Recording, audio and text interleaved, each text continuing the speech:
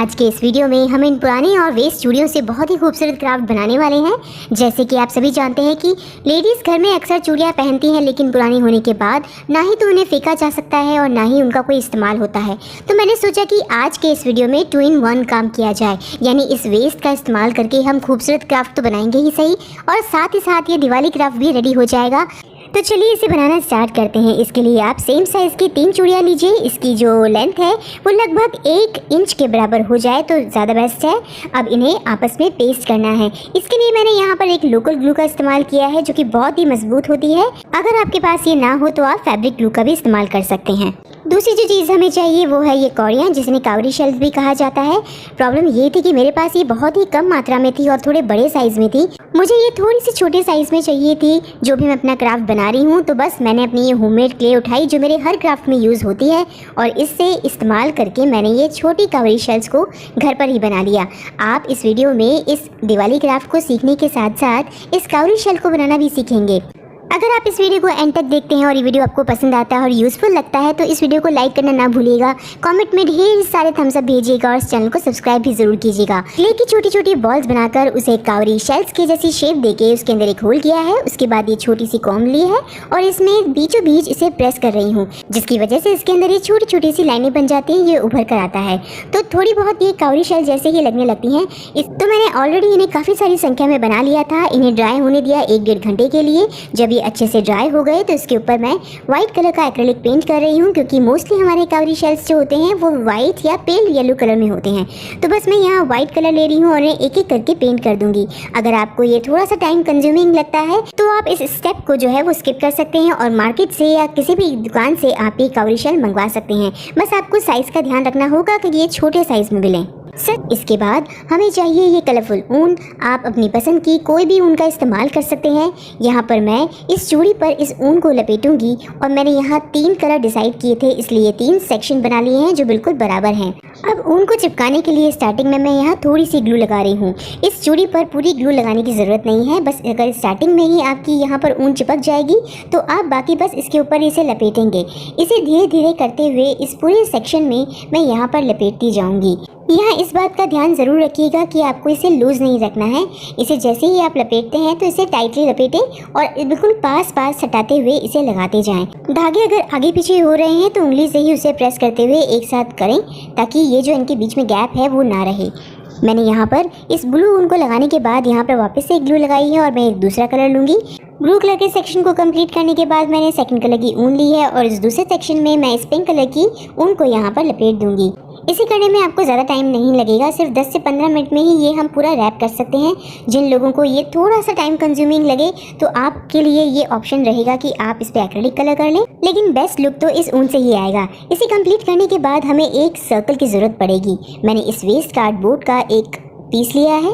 उसके बाद इस तैयार की हुई चूड़ी के अंदर की तरफ के सर्कल को लेके मैं इसे ड्रॉ कर रही हूँ, लेकिन मुझे इससे भी थोड़ा छोटा सर्कल चाहिए, तो मैंने अंदर की तरफ ये सर्कल ड्रॉ कर लिया है जितनी मुझे इसकी रिक्वायरमेंट है। इस बात का ध्यान आपको रखना है कि इसे थोड़ा छोटा ही रखना है। अब आप ये आगे वीडियो में देख लेंगे कि हमने ऐसा क्यों किया था। इस सर्कल की कटिंग करके मैं इसे तैयार कर लूँगी। अगर आपके पास कार्डबोर्ड्स नहीं है तो आप वेस्ट थर्माकोल का भी इस्तेमाल करते हैं, जो कि पैकेजिंग में आता है। इस तरह से हम इसे रख कर देख लेंगे कि हमने ये साइज़ करेक्ट काटा है या नहीं। ये बिल्कुल करेक्ट है। अब इसके बीचों बीच हमें एक होल करना है, इनफैक्ट हमें एक कट करनी है ताकि हम इसके ऊपर भी ऊन लपेट सकें। इसे अच्छे से कट कीजिएगा, क्योंकि टेढ़ा मेढ़ा हुआ तो ये शेप खराब हो सकती है। इस पर भी हम ग्लू लगाकर इसके ऊपर ऊन लपेटना स्टार्ट करेंगे। आपके जो भी फेवरेट कलर हो आप ले सकते हैं। हालांकि मैं इसे मल्टी कलर में इस्तेमाल कर रही हूँ, आप सिंगल कलर में भी इसे इस्तेमाल कर सकते हैं, यानी एक ही कलर की ऊन नीचे और ऊपर के बेस पे लगा सकते हैं। क्योंकि ये सर्कल फॉर्म है तो इसके ऊपर जब आप ऊन लपेटते हैं तो थोड़ी दिक्कत तब आती है जब ये अंदर की तरफ शेप नहीं लेता। तो बस आपको इतना कहा है कि अंदर की तरफ जो ऊन है उसे पास करते जाएं, तो ये बड़े आराम से इसके ऊपर अच्छे से कवर हो जाएगा।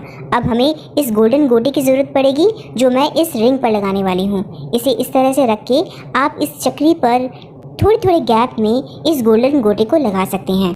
अब चक्री पे मैंने गोटा लपेट दिया था, तो हमें इस चूड़ी वाले बेस पर भी इस गोटे को लपेटना है और मैंने इसे थोड़ा सा अलग तरह से लपेटा है। वहाँ चक्री पर हमने सीधी सीधी लाइनों पे इस गोटे को लपेटा था, या हम तिरछी लाइनों पर इसे लपेट रहे हैं। तो आप करने का तरीका ध्यान से देख लीजिएगा, क्योंकि करते हुए बहुत सारे लोगों की गड़बड़ हो जाती है। इसे लपेटने के बाद हम इसके बिल्कुल किनारे पर इस फेविकॉल या इस ग्लू को इस्तेमाल करेंगे।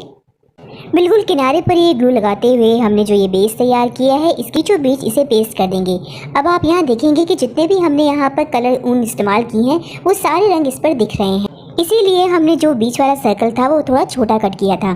अब इसके बाद हम इसके बीचों बीच यहाँ पर राइनस्टोन पेस्ट करेंगे और इसे चिपकाने के लिए मैंने यहाँ पर फैब्रिक ग्लू का इस्तेमाल किया है, क्योंकि ये काफ़ी लंबे टाइम तक टिकी रहती है। यहाँ पर मैं राइनस्टोन को पेस्ट कर रही हूँ। व्हाइट कलर के राइनस्टोन यहाँ पे मैंने यूज़ किए हैं। आप चाहें तो यहाँ पे व्हाइट कलर की मोती भी इस्तेमाल कर सकते हैं, या जो भी आपके पास क्राफ्ट मटेरियल पड़ा हो या डेकोरेशन वाले आइटम्स पड़े हों, आप उसे यहाँ पर यूज़ कर सकते हैं। बेसिक आइडिया तो मैं आपको हमेशा अपने चैनल पे देती ही हूँ, अपने वीडियो में बताती ही हूँ, लेकिन उसमें आप थोड़ी बहुत फेरबदल भी कर सकते हैं, यानी थोड़ी चेंजेस भी कर सकते हैं। अब इसके नीचे के बेस पे इन साइड्स में भी हम ग्लू लगाते इन वाइट कलर के राइनस्टोन को यहाँ पर पेस्ट कर देंगे। मैंने पहले यहाँ पर कुछ घुंघरू चिपकाने के लिए सोचा था, लेकिन मेरे पास वो थे नहीं, तो मैंने ये राइनस्टोन ही पेस्ट कर दिए।